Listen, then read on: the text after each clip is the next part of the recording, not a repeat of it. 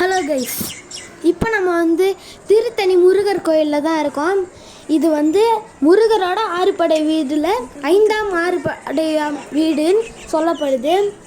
So நீங்களும் திருவள்ளூர் பக்கமாக வந்தீங்கன்னா இந்த திருத்தணியை கண்டிப்பாக விசிட் பண்ணுங்கள். கண்டிப்பாக நீங்களும் என்ஜாய் பண்ணுவீங்க. ஸோ பின்னாடி தான் மொட்டை அடிக்கிற இடம் இருக்குது. யாருக்கெல்லாம் மொட்டை அடிக்கணுமோ அவங்களும் மொட்டை அடிச்சிக்கலாம்.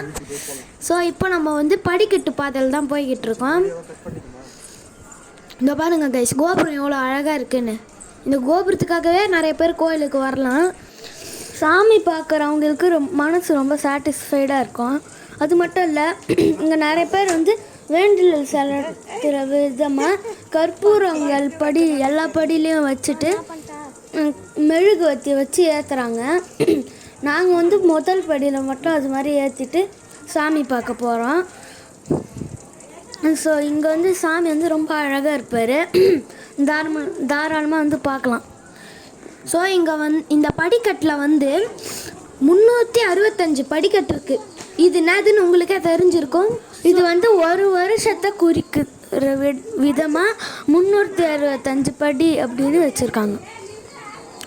நீங்கள் இது வரைக்கும் இந்த படிக்கட்டில் நடந்து உங்களோட எக்ஸ்பீரியன்ஸ் இந்த திருத்தணி முருகர் கோயிலில் எப்படி இருந்ததுன்னு சொல்லிட்டு நீங்கள் கமெண்ட்டில் சொல்லுங்கள் கைஸ்.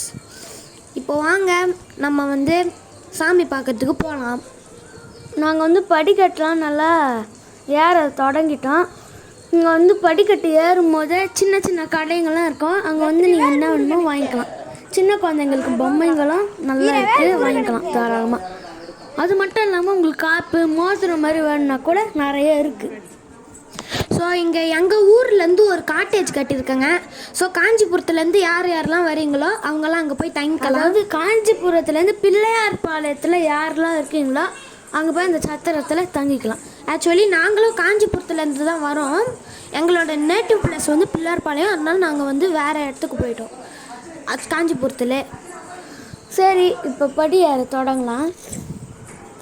ஸோ சைடில் கடைலாம் நிறைய இருக்குது.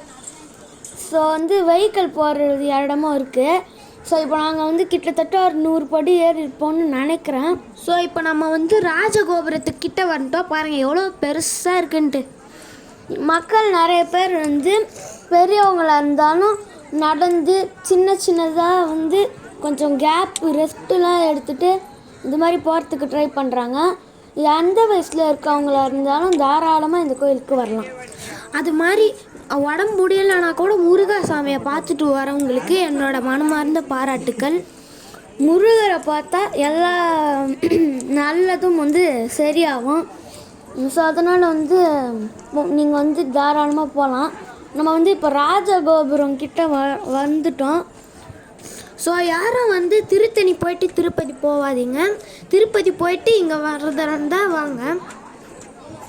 ஏன்னா வரலாறில் அது மாதிரி தான் சொல்லப்பட்டிருக்கு. ஸோ இப்போ நம்ம கிட்டத்தட்ட வந்துட்டோம். ஸோ சாமி பார்க்குற இடத்துல கேமரா அலோடு இல்லை. ஸோ அதனால் நாங்கள்